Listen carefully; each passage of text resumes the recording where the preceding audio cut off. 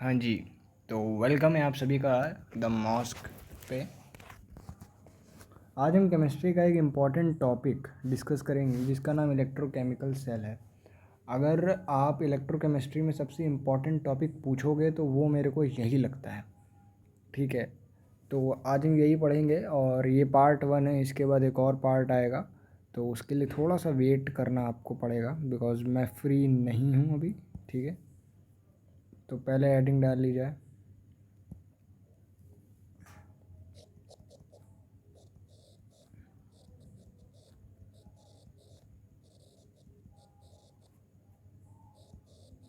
ठीक है, तो अपन का आज ये टॉपिक चालू होगा। आ, पहले हम लोग को जान लेना है कि इलेक्ट्रोकेमिकल सेल क्या होती है। इसके बाद हम इम्पोर्टेंट जो मेन इसकी सोल है उसे डिस्कस करेंगे। तो देखो, तुम लोग जान लो कि ये होती क्या है। एक सिंपल सी चीज़ है ये। देखो, ये एक डिवाइस होता है। तो डेफिनेशन देखो, नोट्स बनाते चलो। ठीक है, ये इस वीडियो के बाद तुम्हें किसी और वीडियो की ज़रूरत नहीं पड़ेगी। सिंपल है, डिवाइस विच कन्वर्ट्स केमिकल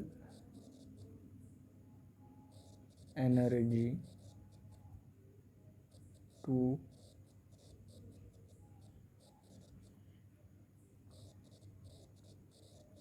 ठीक है, a device which converts electrical energy to, oh sorry, device which converts chemical energy to electrical energy. ठीक है, simple, very simple.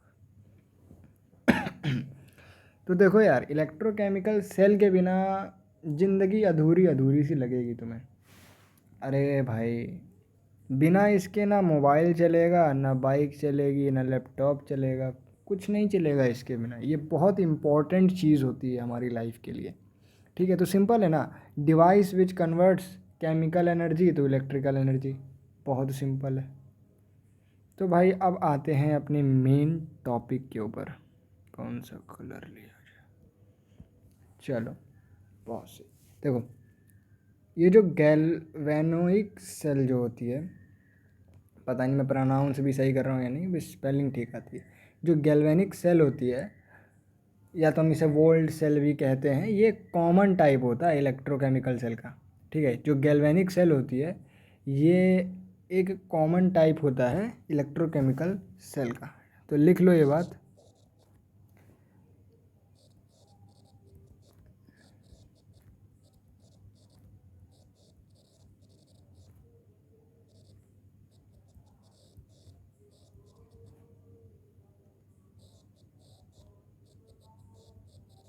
Chemical cell, ठीक है। या तो तुम इसे ये भी कह सकते हो ना, इसे तुम वोल्टेक सेल भी कह सकते हो ना, है ना। ये चीज़ तो मैंने बता दी थी। आहा, अब हम लोग आएंगे कि ये जो गैल्वेनिक सेल है बनती कैसे है, मतलब काम कैसे करेगी एंड ऑल। ठीक है, यही ये सिंपल है, तुम्हें बस प्रवचन सुनना है। ठीक है, बहुत सिंपल है, बहुत सिंपल है, बहुत। देखो, पहले हमें एक सॉल्ट सॉल्यूशन लेना होगा। देखो मैं बनाता हूँ।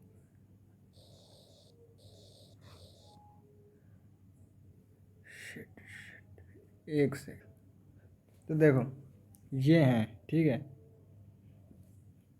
अब देखो, इसमें हम एक सॉल्ट सॉल्यूशन लेंगे। ठीक है, तो पहले तो हम दो इलेक्ट्रोड यहाँ पे बिल्ड कर देते हैं, जैसा कि एक ये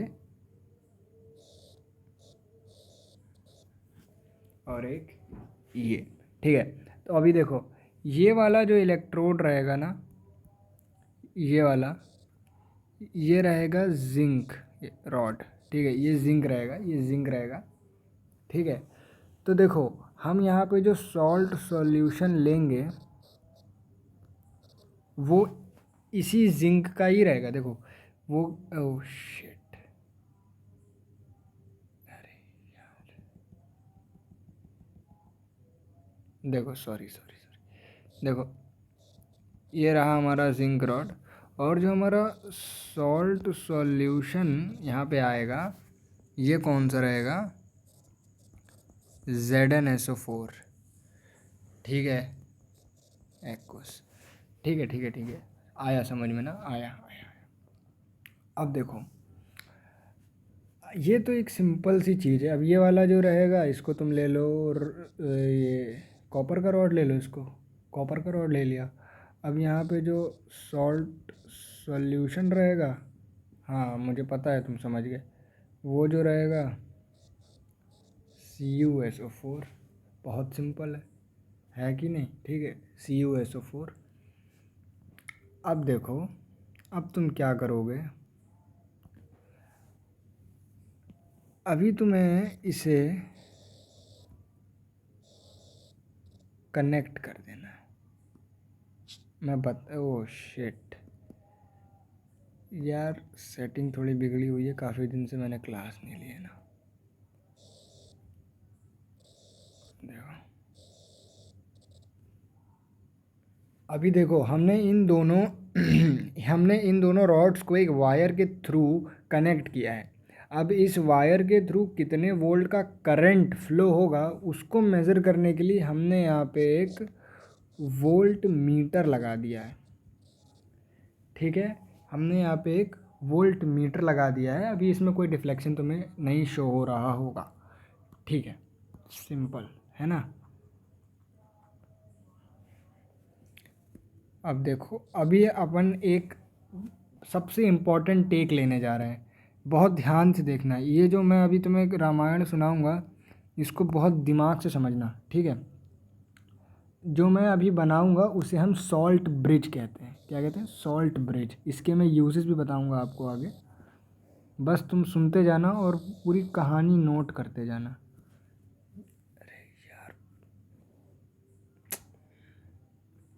ठीक है, भाड़ में जाओ।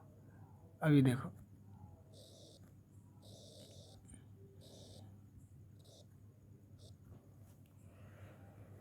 तो देखो, ये अपन का सॉल्ट ब्रिज है। ठीक है, अभी देखो, इसके अंदर इलेक्ट्रोलाइट्स रहेंगे।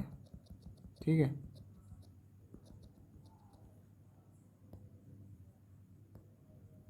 देखो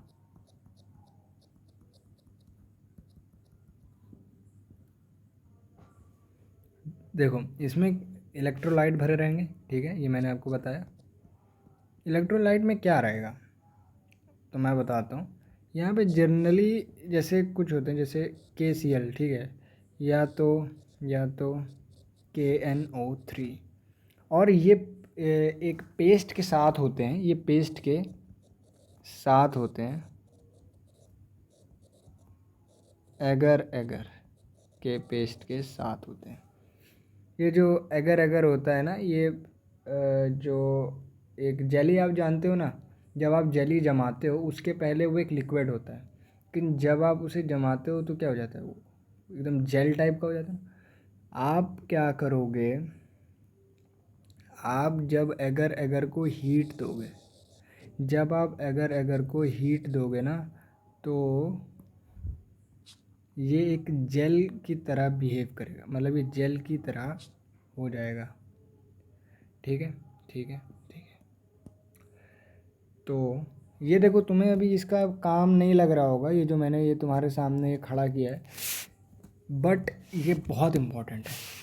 अभी देखो, अभी पूरा खेल शुरू होगा। ठीक है ठीक है ठीक है। देखो, हो क्या रहा है यहाँ पर, देखो हो क्या रहा है। ये जो Zn है, ये जो जिंक है, ये जो जिंक है, ये क्या है, ये मोर रिएक्टिव है कि लेस रिएक्टिव है? जी हाँ, ये जिंक जो है ये मोर रिएक्टिव है, ये तो आप पता ही होगा आप लोगों को। और ये जो Cu है यानी कॉपर है, ये क्या है, ये लेस रिएक्टिव है। ओके, ये लेस रिएक्टिव है। तो तुम्हें मैं ये बता दूं कि जब तुम लेस रिएक्टिव मेटल को कनेक्ट करते हो मोर रिएक्टिव मेटल के साथ, तो जो रिएक्शन होता है,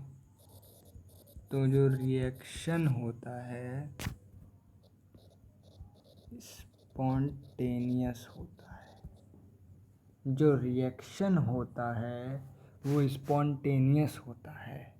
ठीक है, जो रिएक्शन होता है वो स्पॉन्टेनियस होता है। इतना समझ में आया। अब मुझे एक और चीज़ क्लियर करने दो जो मैंने बहुत सही से नहीं किया था। ये जो अगर अगर है, ये जेली में कैसे कन्वर्ट होगा, मैं मतलब जेली लाइक पेस्ट या कुछ भी तुम मान लो, उसमें किस तरीके से कन्वर्ट होगा, जेल में कैसे कन्वर्ट होगा। जब तुम बाज़ार से जेली का लिक्विड लेकर आते हो घर, तो पहले उसे हीट अप करते हो, ठीक है, हाई टेम्परेचर, जो भी टेम्परेचर रहता है उस पर हीट करते हो गैस पे। उसके बाद क्या करते हो, उसे फ्रीज़ कर देते हो। तो फिर ये क्या बन जाता है, ये एक जेल की तरह हो जाता है, इन अदर लैंग्वेज जेली। समझ गए ना मेरी बात। तो ये एक सिंपल सी थ्योरी है जो कि प्रैक्टिकल है। अब देखो, तो यहाँ पे अगर के साथ भी ऐसा ही होगा, हम इसे हीट करेंगे, उसके बाद यहाँ पे ये ठंडा हो जाएगा, तो ये क्या हो जाएगा, ये एक जेल हो जाएगा। क्या हो जाएगा, जेल हो जाएगा। ओके, इतना आप सभी को समझ में आया, आई होप सो। अभी तुम एक चीज़ पे फोकस करो। किस चीज़ पे फोकस करो, देखो जैसा कि मैंने अभी तुम्हें बताया था कि यहाँ पर जो ये जिंक है ये मोर रिएक्टिव है और जो कॉपर है वो लेस रिएक्टिव है। तो अभी तुम एक सिंपल सी चीज़ सुनो कि तुम्हें ये तो पता है जहाँ पे मोर रिएक्टिव होता है वहाँ पर क्या होता है, ये पता है तुम्हें, ऑक्सीडेशन होता है।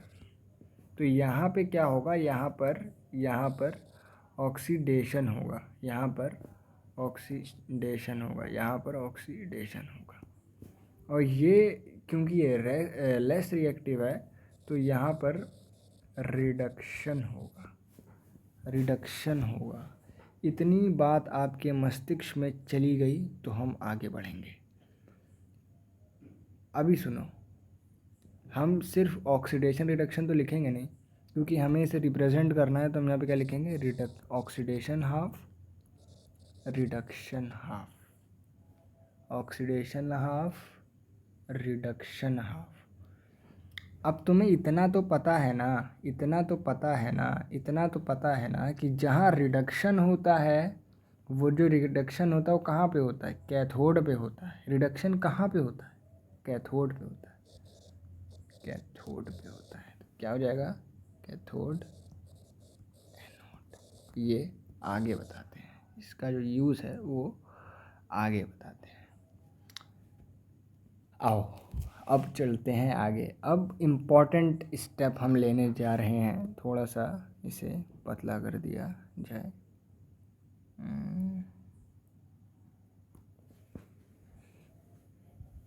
अभी देखो, यहाँ पर जो ऑक्सीडेशन होगा वो जिंक का होगा। यहाँ पर जो ऑक्सीडेशन होगा वो किसका होगा, जिंक का। तो यहाँ पे जिंक का ऑक्सीडेशन होगा, जिंक आयन का तो होगा नहीं, क्योंकि जिंक आयन पहले से ही ऑक्सीडाइज है। ठीक है, अरे एक चीज़ भूल गया यार, सॉल्यूशन तो दिखा लेने दो ना, नीचे कमेंट में गालियाँ पड़ेंगी। ये सॉल्यूशन समझ लो इसको। मैं प्रोफेशनल की तरह थोड़ी पढ़ा रहा हूँ यार, मैं भी स्टूडेंट ही हूँ। तो देखो, इसका ऑक्सीडेशन कैसे होगा, ये अपने इलेक्ट्रॉन लूज़ कर देगा। क्या करेगा, ये अपने इलेक्ट्रॉन लूज़ करेगा और कन्वर्ट हो जाएगा Zn2+ में। ये अपने आयन में कन्वर्ट हो जाएगा। ठीक है, ये अपना इलेक्ट्रॉन लूज़ किया इसने और ये अपने आयन में कन्वर्ट हो गया। क्योंकि जिंक आयन वाटर में सॉल्यूबल होता है, क्योंकि जिंक आयन वाटर में सॉल्यूबल होता है, तो ये क्या करेगा, ये वाटर में डिज़ोल्व हो जाएगा। ये जो पोर्शन है ये वाटर में डिज़ोल्व हो जाएगा। और सुनो, ये जो डिज़ोल्यूशन होगा ना, ये बड़ा ही बेकार, मतलब जिंक के लिए ये एक फालतू सी चीज़ हो सकती है, क्योंकि ये जो जिंक रहेगा ये करोड होने लगेगा, पतला होने लगेगा धीरे धीरे। ठीक है, अब देखो इस कहानी को हम आगे और देखेंगे। तो इतना तुम्हें आई होप सो समझ में आया। अब मेरी एक बात बहुत ध्यान सुनो, हो सके तो इसे नोट कर लो। ये जो रिडक्शन या ऑक्सीडेशन होता है, ध्यान सुनना, नोट करते जाओ। ये जो रिडक्शन या ऑक्सीडेशन होता है ये हमेशा सॉलिड सरफेस के ऊपर ही होता है। कहाँ होता है? सॉलिड सरफेस पे। और यहाँ पर सॉलिड सरफेस आपको कौन देगा, यही सोच रहे होगे। तो यहाँ पर जो सॉलिड सरफेस मिलेगा आपको, ये चीज़, ये दोनों रॉड देंगे, ये दोनों रॉड देंगे, ये दोनों रॉड देंगे, ये दोनों रॉड देंगे। ठीक है, इतना तुम्हें समझ में आया, आई होप सो।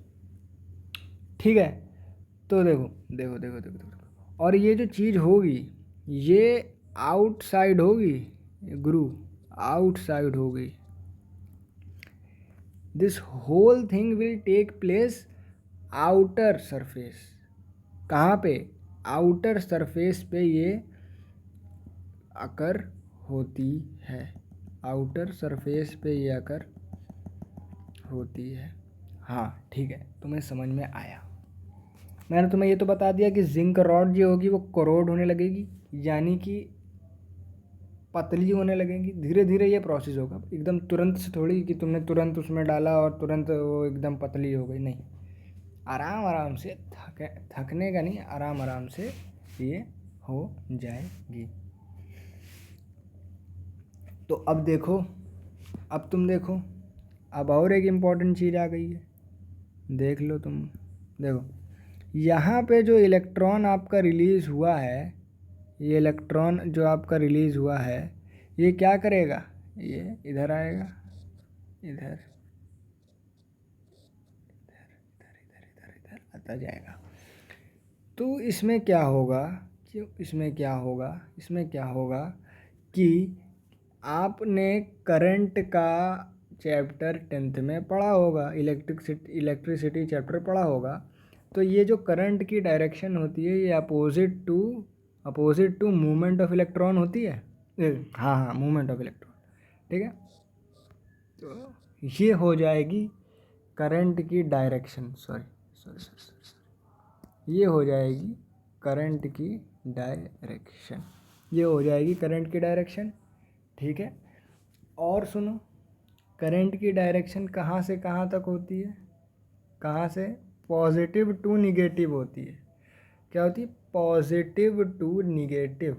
तो यहाँ पे करंट की डायरेक्शन कैसी होगी, यहाँ पे करंट की डायरेक्शन कैसी होगी, एक सेकंड, अरे यार एक सेकंड, यहाँ पे करंट की डायरेक्शन कैसी होगी, नोट कर लो ये चीज़। देखो ये बहुत इम्पोर्टेंट चीज़ है, ये मल्टीपल चॉइस में आपसे पूछ लिया जा सकता है। ठीक है, और बच्चे फिर वहाँ पे कुछ नहीं झूला झूलेंगे और कुछ नहीं करेंगे। देखो Cu से Zn is direction of current. ठीक है ना, तो अब तुम यहाँ से एक कॉन्क्लूजन निकाल सकते हो गुरु। क्या निकाल सकते हो? कि जो Zn रहेगा वो निगेटिव रहेगा। ये जो चीज़ मैं बता रहा हूँ ना, ये आगे बहुत बड़ा रोल है इसका, देखो। और ये जो Cu रहेगा ये पॉजिटिव रहेगा, Cu पॉजिटिव रहेगा। अब हमने यहाँ पे तो काफ़ी करामाती स्टंट कर ही दिए थे, अब थोड़ा यहाँ पे आते हैं, कॉपर की रॉड पे आते हैं। किस रंग से रंगे इसको, किस रंग से रंगा जाए इसको, आओ पर्पल गुलेल चलाएंगे। देखो, तो ये जो इलेक्ट्रॉन है भाई ये यहाँ पे आ गया, इलेक्ट्रॉन यहाँ पे आ गया। सॉल्यूशन हमने क्या लिया था, इसका जो सॉल्ट सॉल्यूशन था CuSO4 लिया था। तो यहाँ पे देखो इसका रिडक्शन होगा। ये जो Cu2+ है ये क्या करेगा, ये इस इलेक्ट्रॉन को हथिया लेगा, ये इस इलेक्ट्रॉन को हथिया लेगा। क्या करेगा, इस इलेक्ट्रॉन को हथिया लेगा और क्या बना लेगा भाई, Cu बना लेगा। क्या बनाएगा, Cu बनाएगा, कॉपर बनाएगा। और ये जो कॉपर है ये यहीं पे इसी रॉड पे डिपॉजिट हो जाएगा। तो इससे मेरे दोस्तों क्या होगा, ये चीज़ तुम जान चुके होगे। जिंक की जो प्लेट है, जिंक का जो रॉड है वो पतला हो रहा है और जो कॉपर का रॉड है वो मोटा होने लगेगा। देख रहे हो, किसी और के लड्डू खा रहा है ये। जो कॉपर की रॉड रहेगी वो क्या होगी, धीरे धीरे मोटी होती जाएगी, थिक होती जाएगी। ये जो चीज़ है इसे नोट डाउन कर लीजिए आप। ये जो चीज़ है इसे नोट डाउन कर लो, बहुत काम आएगी। ठीक है, इतना समझ में आया तुमको? आई होप सो आपको ये चीज़ समझ में आई। ओके ठीक है। तो देखो ये जो जिंक आयन है, तुमने ये देखा ना कि जिंक आयन क्या है, जिंक आयन पॉजिटिव है। क्योंकि यहाँ पे जिंक आयन है, क्योंकि यहाँ पे जिंक आयन है तो जिंक आयन बढ़ने लगेगा। ऑक्सीडेशन हाफ में जिंक आयन बढ़ने लगेगा। ये जो जिंक आयन है ये बढ़ने लगेगा। देखो शुरुआत में हमने तो जिंक आयन कॉपर आयन जो भी था ये सब कुछ सेम क्वांटिटी में लिया था, लेकिन क्योंकि प्रोसेस हो रहा है, क्योंकि प्रोसेस हो रहा है तो क्या होगा, क्या होगा, क्या होगा, जिंक आयन बढ़ने लगेगा, जिससे पॉजिटिव चार्ज की जो कॉन्सेंट्रेशन है वो भी बढ़ने लगेगी। तो यहाँ पर इस जगह पर इस पूरे में यहाँ पर निगेटिव चार्ज की डेफिशिएंसी हो जाएगी, यहाँ पर निगेटिव चार्ज की डेफिशिएंसी हो जाएगी। ओके ठीक है। अब देखो सिर्फ यही करामाती थोड़ी है, ये भी करामाती है। यहाँ पर देखो, ये देखो, ये देखो, ये देखो, यहाँ पर पॉजिटिव चार्ज की डेफिशिएंसी हो जाएगी। किसकी, पॉजिटिव चार्ज की डेफिशिएंसी हो जाएगी। ठीक है, पॉजिटिव चार्ज की डेफिशिएंसी हो जाएगी क्योंकि यहाँ पर क्योंकि यहाँ पर निगेटिव चार्ज की कॉन्सेंट्रेशन ज़्यादा होगी। और एक बात सुनो, क्योंकि ये सेल है, एक बात सुन लो, जहाँ पर भी चार्ज का एक्युमुलेशन होता है वहाँ पर सेल काम नहीं करती, वहाँ पर सेल काम नहीं करती। सेल को हमेशा न्यूट्रल रहना है, सेल को न्यूट्रल रहना है, सेल को न्यूट्रल रहना है, सेल को न्यूट्रल रहना है। मेरी बात समझे, मेरी बात समझे? ठीक। तो डेफिशिएंसी के चलते क्या होगा, अब देखो अपने सॉल्ट बाबू का ये जो सॉल्ट ब्रिज है ये इसका काम आ गया। देखो देखो देखो ये क्या करामात दिखाएगा।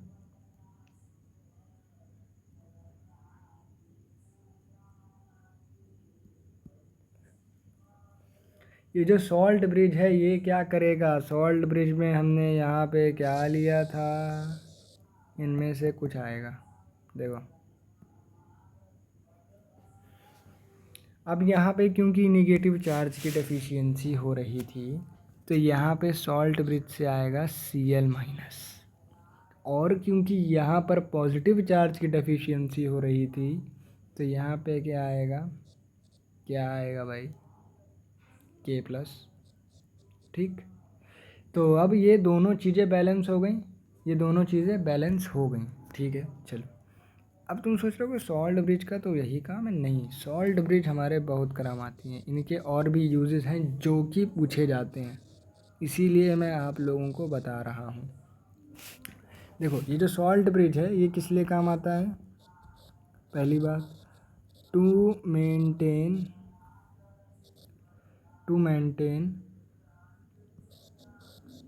Electrical neutrality,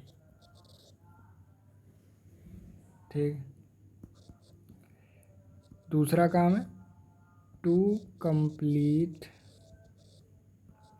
the internal circuit.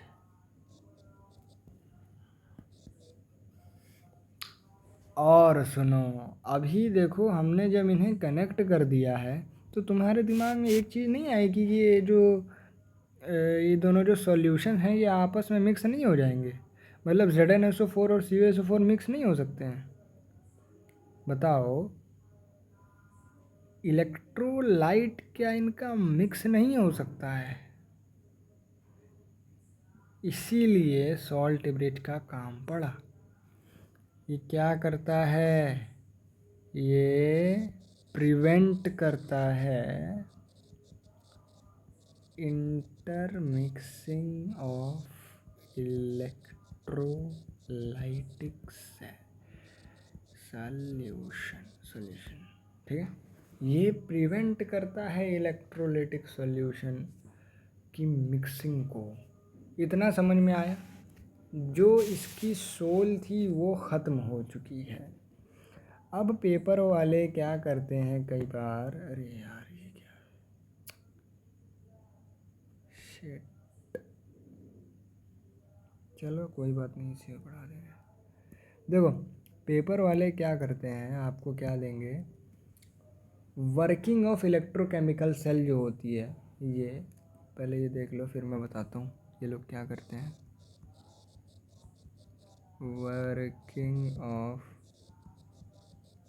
Electrochemical cell, तो एनोड पे क्या करामाते हो रही थी, पहले वो दिखेंगे, उसके बाद इस पे देखो यहाँ पे Zn की ऑक्सीडेशन हो रही थी, ये हो गया Zn2+, ओके। इसे इक्वेशन 1 मान लो। कैथोड पे रिडक्शन हो रहा था, Cu2+2e, ये हो गई इक्वेशन सेकेंड। अब तुम्हें क्या करना है, इन दोनों इक्वेशन को ऐड 1 and 2। तो हमारी देखो इलेक्ट्रॉन जो होंगे वो दोनों तरफ सेम रहेंगे, तुम्हें इसका ध्यान रखना है। यहाँ पे तो बैलेंस है, बट अगर अनबैलेंस है तो आपको बैलेंस करना पड़ेगा। प्रोडक्ट की साइड प्रोडक्ट को, रिएक्टेंट की साइड रिएक्टेंट को। देखो क्या हमारी फाइनल इक्वेशन आएगी, एक बार तुम भी करके देख लेना। ये हमारी फाइनल इक्वेशन आई है, और हम इसे सिर्फ फाइनल इक्वेशन नहीं कहते हैं, हम इसे कहते हैं सेल इक्वेशन, हम इसे कहते हैं सेल इक्वेशन, ठीक है। लेकिन हमेशा डायरेक्ट थोड़ी तुम्हें cell equation direct cell equation नहीं देते हैं, ये कई बार रिप्रेजेंटेशन दे देते हैं, उससे आपको सेल इक्वेशन बनानी पड़ती है। तो देखो यहाँ पे क्या करना है, घबराओ नहीं, घबराओ नहीं, ये सेल रिप्रेजेंटेशन ज़्यादा ही बुरी हो गई।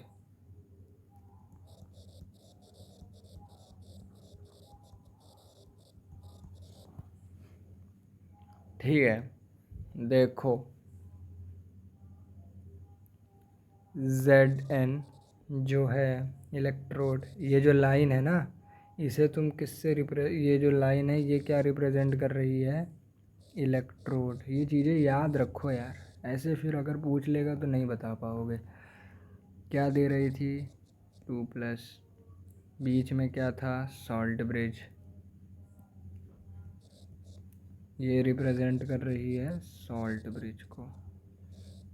ये सब चीज़ें एकदम मतलब तुम्हें कोई सोते से उठा के पूछ ले तुम्हें याद रहनी चाहिए। वही चीज़ यहाँ पर भी, ठीक है। तो ये हमारी सेल रिप्रेजेंटेशन है ना, बहुत सिंपल है ये। इसमें आपको कहीं दिमाग लगाना पड़ा है? एक बात बताओ, कहीं पर अगर तुम्हें दिमाग लगाना पड़ा हो तो बताओ मुझे। कहीं पर कोई दिमाग नहीं लगाना पड़ा है, कुछ नहीं, बस तुम्हें रटना है। इसके मैकेनिज़्म को अगर तुम मेरे वीडियो को पहले अभी तुमने ये देख लिया, अब इसके बाद क्या करना, 2x पे लगा के देखना, तो तुम्हारा ये दिमाग में फिर जाएगा। फिर इसके नोट्स को रिवाइज करना है, ठीक है। बहुत सिंपल है यार, कुछ करना ही नहीं है, और सवाल इससे आते हैं अच्छे खासे। अब देखो, इन चीज़ों को और आगे हम अभी पढ़ाएंगे, वीडियो लंबा हो गया है, इन चीज़ों को आगे हम अभी और पढ़ाएंगे नेक्स्ट लेक्चर।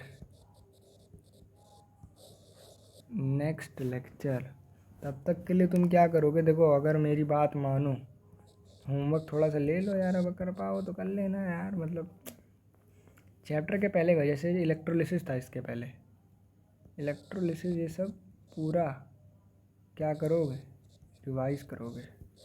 इलेक्ट्रोलिसिस रिवाइज़ करके आना, न्यूमेरिकल लगा लेना मन हो तो।